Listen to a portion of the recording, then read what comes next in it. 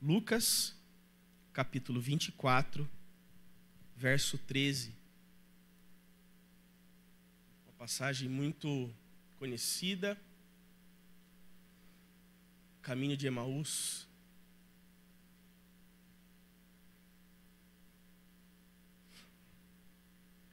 Lucas, capítulo 24, versículo 13. Quantos acharam, digam amém. Acho que pode ser mais forte, meus irmãos. Quantos acharam, digam amém. Amém. Glória a Deus. E quem não achou, está aqui no telão, a gente lê junto. Amém? Versículo 13. Obrigado. Versículo 13 diz assim: E eis que no mesmo dia iam dois deles para uma aldeia que distava de Jerusalém 60 estádios, cujo nome era Emaús. E iam falando entre si de tudo aquilo que havia sucedido.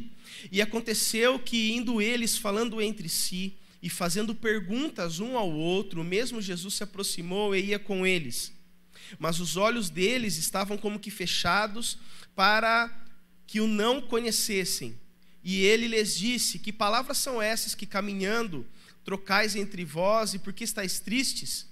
E respondendo um, cujo nome era Cleopas, disse-lhe: És tu só peregrino em Jerusalém e não sabes que as coisas que nela têm sucedido nesses dias? E ele lhes perguntou: Quais? E eles lhe disseram: As que dizem respeito a Jesus Nazareno, que foi homem profeta, poderoso em obras e palavras diante de Deus e de todo o povo. E como os principais dos sacerdotes e os nossos príncipes o entregaram à condenação de morte e crucificaram. E nós esperávamos que fosse ele o que remisse Israel, mas agora sobre tudo isso é já hoje o terceiro dia desde que essas coisas aconteceram. Pula lá para o versículo 28. E chegaram à aldeia para onde iam, e ele fez como quem ia para mais longe. E eles o constrangeram, dizendo: Fica conosco, porque já é tarde, e já declinou o dia. E entrou para ficar com eles. E aconteceu que, estando com eles à mesa, tomando o pão, o abençoou e partiu e lhes deu. Abriram-se-lhes então os olhos e o conheceram, e ele desapareceu-lhes. E disseram um para o outro: Porventura não ardia em nós o nosso coração, quando pelo caminho nos falava e quando nos abria as Escrituras? Amém? Feche sua Bíblia, os seus olhos também, e abra o seu coração nesse momento. Senhor, nós somos gratos pela Tua presença e por termos a oportunidade, ó Pai, de ouvirmos e recebermos aquilo que Tu tens para ministrar nos nossos corações nesta tarde, Pai. Que o Senhor fale conosco. Tu sabes que eu não sou nada, Tu é quem faz a obra, Tu é quem age, Tu és aquele que realiza. Eu sou simplesmente uma ferramenta nas Tuas mãos e eu te peço, usa-me conforme a Tua vontade, segundo a porção que o Senhor tem para derramar sobre nós neste dia. Fala conosco, ó Pai, abre os nossos corações ainda mais no nome de Jesus. Amém e amém. Pode se assentar, meu irmão, fica à vontade.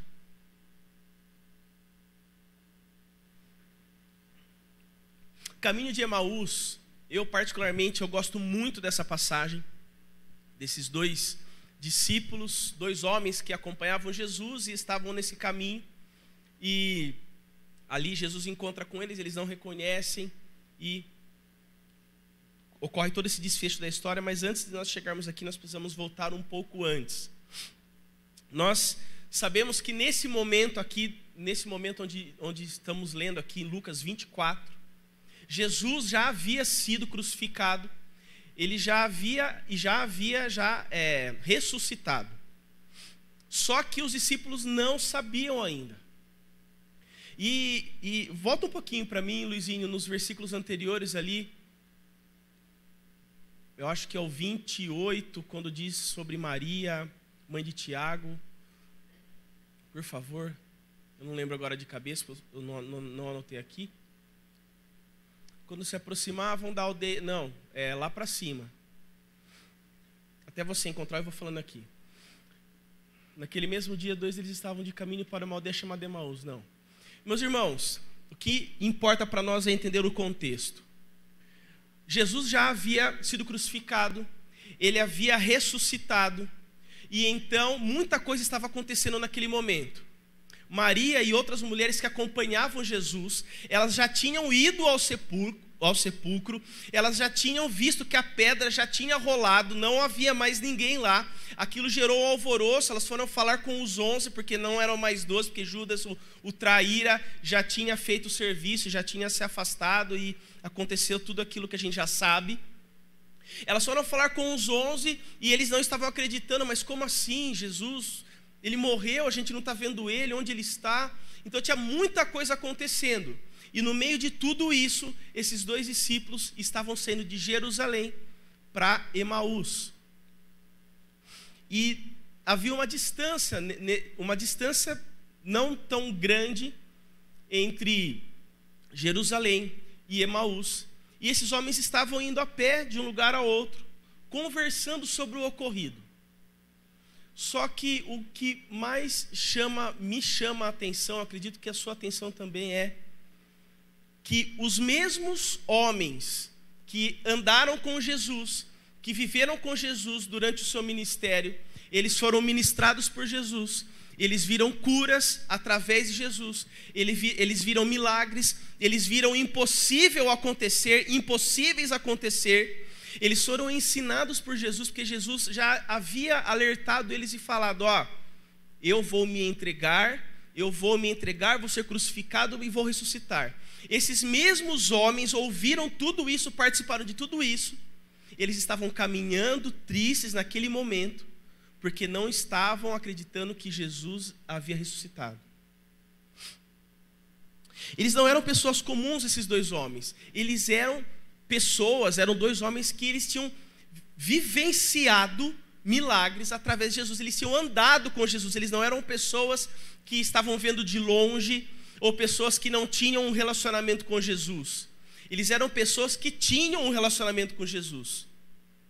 Eles tinham visto muitos milagres, eles viram coisas que talvez não estão relatadas aqui na Bíblia, porque em João diz que se fosse relatar todos os milagres de Jesus que ele operou na terra, não haveria livros necessários para serem listados todos os milagres que Jesus operou, amém? Então aqui nós vemos, mas agora eles estavam deixando os seus olhos carnais trouxessem a eles desesperança, tristeza e falta de fé. E por que eu estou dizendo isso? Porque os mesmos olhos que tinham visto os milagres acontecer, os mesmos ouvidos que haviam ouvido as palavras de vida de Jesus, os mesmos ouvidos e olhos que viram e ouviram aquilo que Jesus dizia que era a verdade, aquilo que Jesus tinha operado, eles viram mortos ressuscitarem, eles viram provavelmente, a palavra não nos diz, mas eles poderiam ter visto a mulher do fluxo de sangue ser curada, viram inúmeros milagres. Os mesmos olhos que viram não estavam acreditando que Jesus havia ressuscitado. E por que nós precisamos entender isso? A palavra do Senhor, ela é a verdade. E todos os dias nós lemos, nós ouvimos a palavra sendo pregada na igreja, nós lemos a palavra fala conosco, e parece que mesmo nós praticando e falando com o Senhor todos os dias, ouvindo a palavra, o Senhor falando conosco, as situações vêm sobre nós e nós insistimos em não acreditar que Ele pode operar um milagre na nossa vida.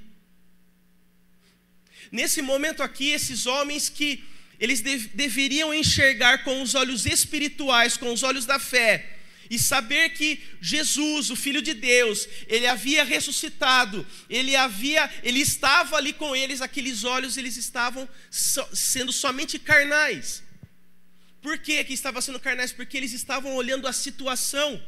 Jesus foi crucificado, foi morto, ponto.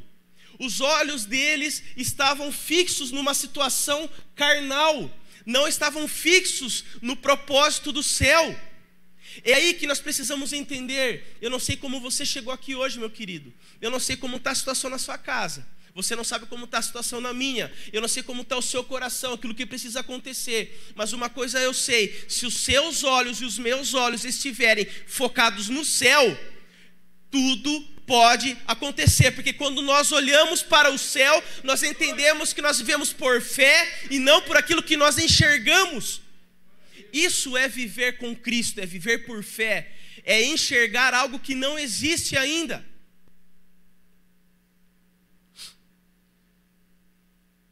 Quando nós passamos a olhar com os olhos carnais apenas, de forma humana, que é aqui o que nós estamos olhando agora nesse momento, é de forma carnal. Quando nós olhamos uma situação dessa forma, é gerado no nosso interior desesperança, falta de fé e tristeza. E é isso que esses discípulos, esses dois homens estavam naquele momento.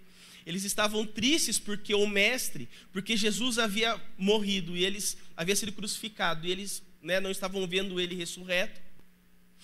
Eles estavam com uma falta de fé, porque eles não estavam acreditando que Jesus havia ressuscitado, e eles estavam sem esperança, porque olha só o que diz no versículo 21, essa é a prova que eles estavam sem esperança. E nós esperávamos que fosse ele o que remisse Israel, mas agora sobre tudo isso, é já hoje o terceiro dia desde que essas coisas aconteceram. Aqueles homens, eles viveram muitas coisas, mas por tirarem os olhos do céu, tirarem os olhos do propósito, tirarem os olhos daquilo que o Senhor tinha preparado, eles estavam olhando para o momento, para aquilo que os homens queriam que eles enxergassem, a morte de Jesus.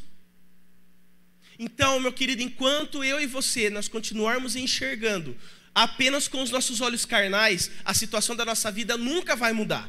E aí, é isso que vai acontecer no nosso coração. Nós vamos ter desesperança, nós vamos ter tristeza, vai faltar fé no nosso coração. Mas em nome de Jesus, a palavra para nós é hoje que vai ser gerado no nosso coração fé. Você vai sair daqui hoje com uma nova fé sendo gerada no seu coração, porque a fé gera milagre. A fé nos conecta com o impossível, a fé nos conecta com o céu se movimenta e o sobrenatural acontece na nossa vida. É isso que nós precisamos aprender. E nós podemos estar iguais a esses homens hoje. Mas olha só, vou te mostrar como a Bíblia mostra para nós que nós não podemos ficar assim. João 16:33 diz: tenho-vos dito isto para que em mim tenhais paz. No mundo tereis aflições, mas tende bom ânimo, eu venci o mundo. O seu Deus, o nosso Deus, venceu o mundo. Ah, não, vocês não ouviram o que eu falei. O meu Deus, o seu Deus venceu o mundo. Então nada pode impedir o agir de Deus na nossa vida. Meu irmão, nós precisamos entender uma coisa. Quando a palavra ela é pregada, e ela é pregada em cima do altar, quando nós declaramos com a nossa boca, amém, glória a Deus, nós estamos recebendo e confirmando para a nossa vida. Quando declarar, você está deixando a oportunidade passar. Então, boca fechada é falta de concordância, boca aberta é concordância com aquilo que Deus tem para realizar. É isso que nós precisamos entender. Que quando a nossa boca abre, nós estamos declarando pela fé, amém, glória a Deus, eu recebo para a minha vida, e eu estou declarando que o meu Deus venceu o mundo, então eu recebo o bom ânimo que Ele tem para colocar no meu coração. João 3,16, porque Deus amou o mundo de tal maneira que deu o seu Filho unigênito para que todo aquele que nele crê não pereça, mas tenha a vida eterna nos é garantida. Então, se nós chegamos aqui hoje sem esperança, achando que nada pode acontecer, nós já temos duas promessas do Senhor para nós. Terceiro, Isaías 41:10, não temas porque eu sou contigo, não te assombres porque eu sou o teu Deus, eu te fortaleço e eu te ajudo. Deuteronômio 31:8, o Senhor, pois, é aquele que vai adiante de ti, Ele será contigo, não te deixará, nem te desamparará, não temas, nem te espantes. Meu irmão, então assim, quando nós passamos a enxergar com os olhos espirituais as promessas do Senhor que estão na Bíblia, na palavra do Senhor, que é a verdade, elas se cumprem em nós.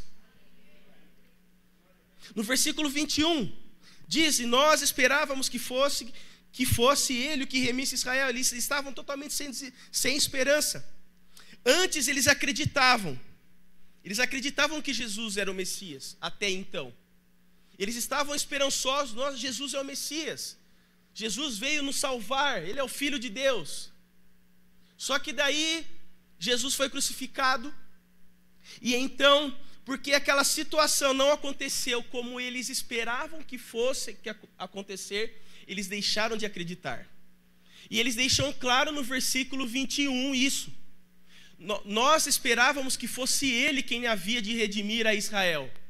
Mas depois de tudo isso, já este é o terceiro dia desde que tais coisas sucederam. Quer dizer então que porque as coisas não tinham acontecido como eles esperavam que fosse acontecer, ou que devesse acontecer, eles deixaram de crer? Será que lá no nosso dia a dia, quando as coisas não acontecem como nós esperamos, nós não estamos agindo de maneira igual? Às vezes a gente espera que o milagre venha por uma porta, ou o milagre aconteça de uma fórmula mágica, que a gente, acho que é assim que vai acontecer, eu acho que é assado que tem que acontecer e não acontece, aí a gente deixa de acreditar porque não é aquilo que a gente espera. Nós precisamos entender e saber, e nós vamos continuar falando isso às quartas-feiras aqui, que um milagre ele não acontece da forma que é a lógica humana. O milagre acontece da forma da lógica do céu, é a lógica sobrenatural. Então não importa se lá não tem porta aberta, se não tem oportunidade aos olhos carnais, através dos olhos espirituais tem oportunidade aparecendo, tem cura acontecendo, tem reconciliação acontecendo, tem gente saindo das drogas, sendo libertos, vindo para a luz, sendo libertos pelo Senhor em nome de Jesus. Não é do nosso jeito, é sempre e sempre vai ser do jeito do Senhor. O nosso Deus, Ele é especialista em não fazer do nosso jeito. E sempre vai ser assim. Nós sempre vamos ser surpreendidos com a maneira de agir de Deus na nossa vida. Ao fim do caminho, deixa eu tomar água aqui.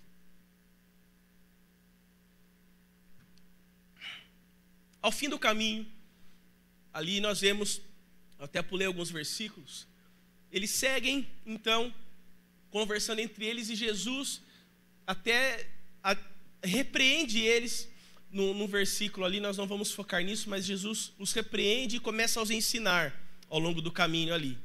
Então, Jesus os ensina, vai de Moisés e passa por todos os profetas, e vai os ensinando, eles vão conversando, e quando chega ao final do caminho, Jesus meio que dá assim, vou saindo.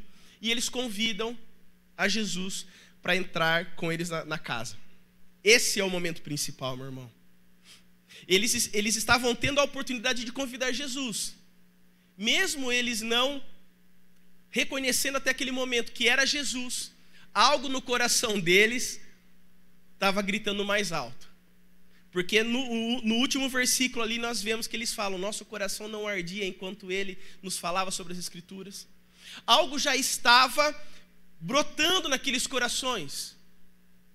Quanto mais nós caminhamos com Jesus, mais nós somos ensinados, e mais os nossos corações, eles ardem pela presença do Senhor. Nós não podemos ter uma relação com Deus que ela é uma relação onde nós...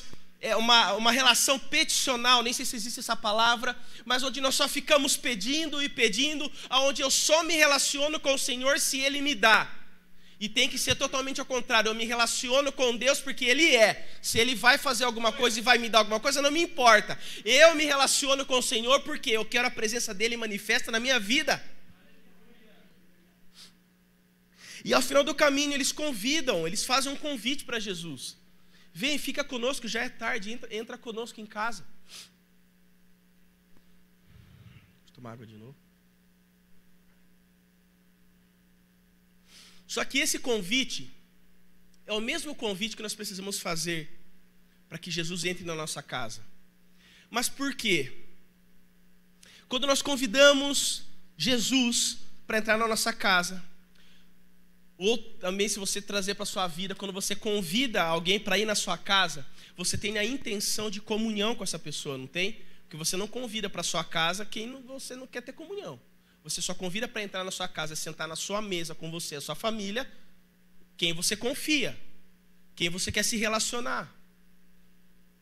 Aqueles dois discípulos, aqueles dois homens fizeram um convite. Então o primeiro ponto já estava ali, eles já estavam intencionados. Eu quero que você entre na minha casa, porque eu quero me relacionar mais com você, eu quero ter mais comunhão com você. E o segundo ponto, para nós recebermos Jesus, nós precisamos preparar o lugar. Você não recebe uma pessoa na sua casa sem você preparar a mesa, sem você preparar o lugar. Ou você convida as pessoas para ir lá na sua casa, quando está aquela bagunça de perna pro ar, os brinquedos das crianças tudo jogado, as cadeiras viradas para cima, a mulherada fazendo faxina com o pano na cabeça. Você não recebe as pessoas assim, né? Acredito que não. Nós arrumamos a nossa casa, nós deixamos tudo em ordem. Quando nós vamos convidar alguém para jantar em casa, para almoçar, para estar conosco, para ter comunhão na mesa, nós preparamos uma mesa, nós deixamos a casa toda preparada. Então esse é o segundo ponto. O primeiro ponto é, nós demonstramos comunhão. Segundo, nós precisamos preparar o lugar para que o Rei, para que o Senhor Jesus entre na nossa casa. Só que nós precisamos entender uma coisa. Se Jesus vai entrar na sua casa, vai entrar na minha casa, vai entrar na sua família, Ele vai entrar para ajustar as coisas também. Então nós precisamos entender que quando nós estamos dispostos a ter a comunhão, a preparar um lugar para Jesus, Ele vai entrar e vai ajustar as coisas. Só que o ajuste do Senhor na nossa vida nunca é para o mal, nunca é para nos fazer mal, para nos deixar para baixo, não. É o ajuste para nós vivermos o real propósito, para nós vivermos aquilo que Ele tem preparado para nós. Então, se você convidar a Jesus para entrar hoje, Ele vai ter comunhão com você, você vai preparar o lugar e Ele vai ajustar as coisas na sua vida, na sua casa, em nome de Jesus. Deus, Ele quer ajustar. E por que Jesus, Ele quer ajustar? Porque para nós vivermos um milagre, para nós vivermos uma nova fase, para nós vivermos aquilo que o Senhor tem para nós, nós precisamos estar alinhados com o céu. E enquanto nós estivermos desalinhados com o céu, enquanto nós não estivermos alinhados no propósito, nós não vamos viver o sobrenatural, nós não vamos viver o milagre, aquilo que Deus tem. Então aqueles homens, eles declararam isso com a atitude deles. Então eles prepararam a mesa para receber Jesus. Eles demonstraram comunhão e eles estavam prontos para receber qualquer ajuste que fosse necessário. Comunhão, lugar preparado, ajustes feitos, olhos abertos. Então, meu querido, quando você tiver esses 3 pontos na sua vida, hoje nós vamos convidar o Senhor Jesus para mais uma vez entrar na nossa casa, nós vamos ter comunhão lá em casa, nós vamos ter lugar preparado para o nosso Rei se assentar na mesa conosco, e nós vamos ter ajustes feitos, porque os ajustes nos alinham com o céu, e tudo isso resolvido, os nossos olhos são abertos para nós entendermos o que Deus tem para fazer. Deus, Ele quer abrir os nossos olhos hoje. Talvez você pode falar, mas eu acho que os meus olhos estão abertos. Prove para mim que você acha que os seus olhos estão abertos. Os nossos olhos precisam estar abertos para nós entendermos aquilo que Deus tem para nós, aquilo que Deus quer operar em nós e através de nós. Ele não quer simplesmente nos entregar bênçãos materiais, mas Deus quer fazer algo através de você. Lá onde você mora, onde você trabalha, no meio da sua família, Deus quer fazer algo através de você. Deus, Ele quer entregar algo no seu coração e nas suas mãos para você transformar vidas. É por isso que nós estamos nessa terra, para proclamar as boas novas do Evangelho. Quando a presença do Senhor ela invade a nossa casa, os nossos olhos são abertos e nós enxergamos verdadeiramente o que Ele tem para nós. Nós precisamos querer que a presença do Senhor invada a nossa casa. Na semana passada foi pregado aqui, o pastor Gil pregou, e um dos versículos que foram lidos, quando diz lá em Apocalipse, eis que estou à porta e bato. Jesus, o nosso Deus, Ele está sempre batendo. Ele só entra na casa de quem deixa. A presença do Senhor se manifesta na casa de quem chama, de quem pede. Então, enquanto nós ficarmos com as nossas bocas fechadas e não clamarmos pela presença do Senhor manifesta nas nossas casas, nas nossas vidas, nós não vamos viver o novo de Deus. Então hoje, meu querido, é dia de nós clamarmos pela presença do Senhor nas nossas casas. E quando a presença do Senhor se manifestar na nossa família, nas nossas vidas, os nossos olhos serão abertos. E aí, meu irmão, a gente vai parar de se preocupar com as coisas que estão acontecendo, com aquilo que nos cerca, com aquelas preocupações, porque a gente é doido. Não, é porque nós vivemos pela fé. E quando nós vivemos pela fé, nós sabemos que o nosso Deus pode realizar todas as coisas. E eu te convido agora, meu irmão, antes da ceia, se colocar em pé e nós vamos orar juntos.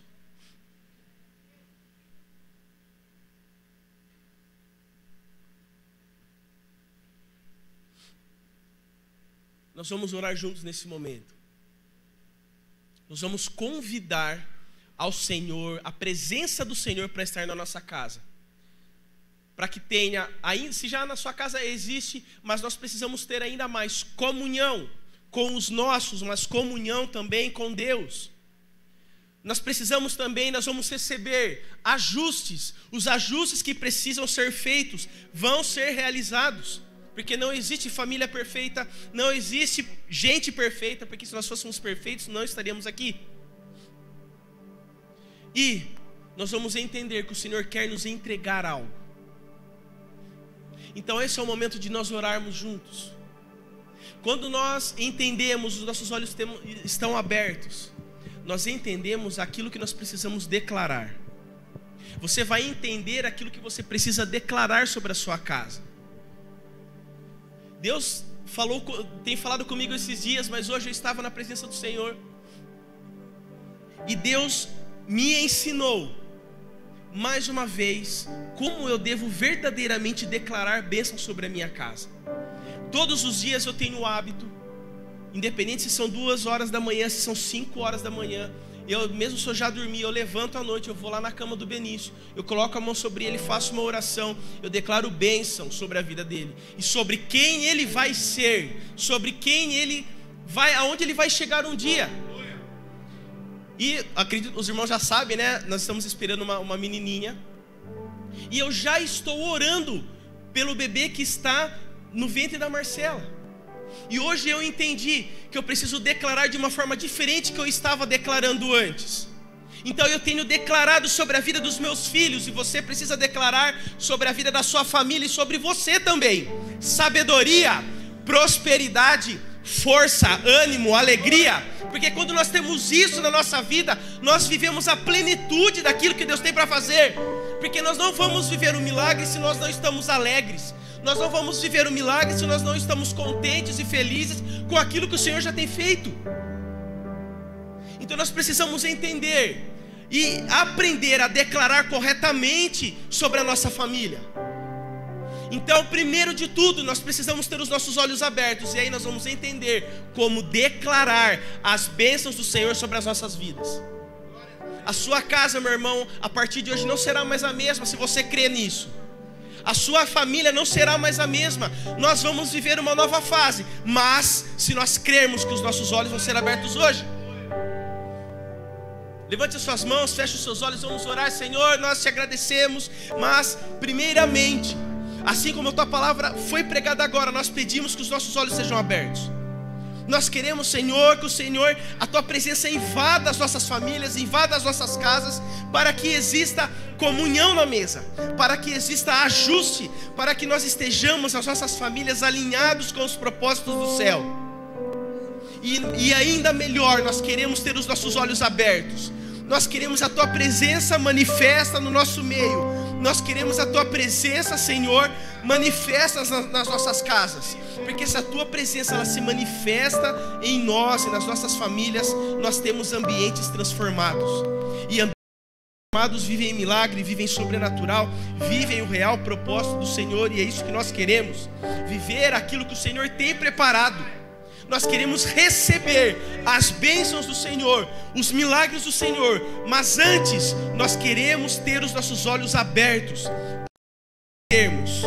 e compreendermos aquilo que o Senhor tem para fazer em nós, através de nós.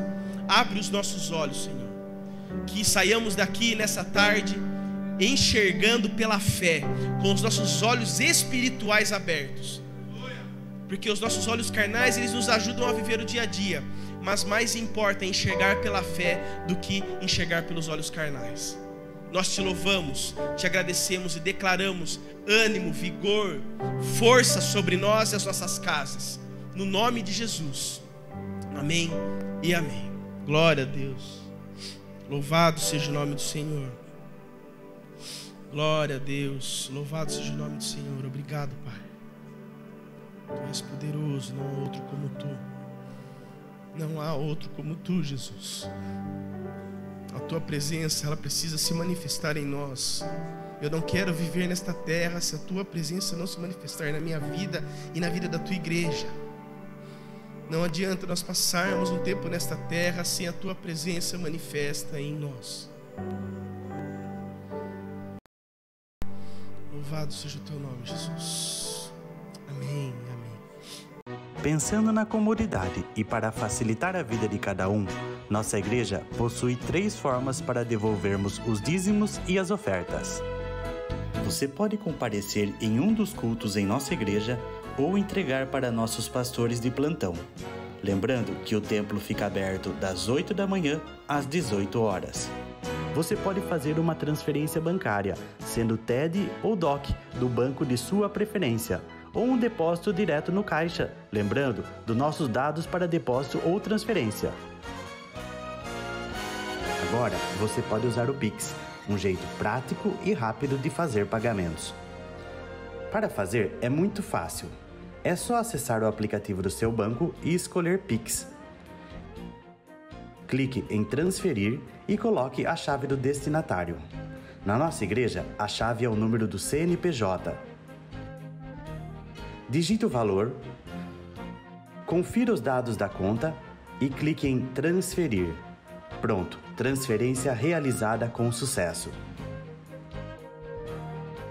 Para entregar o seu dízimo ou a sua oferta, faz um Pix.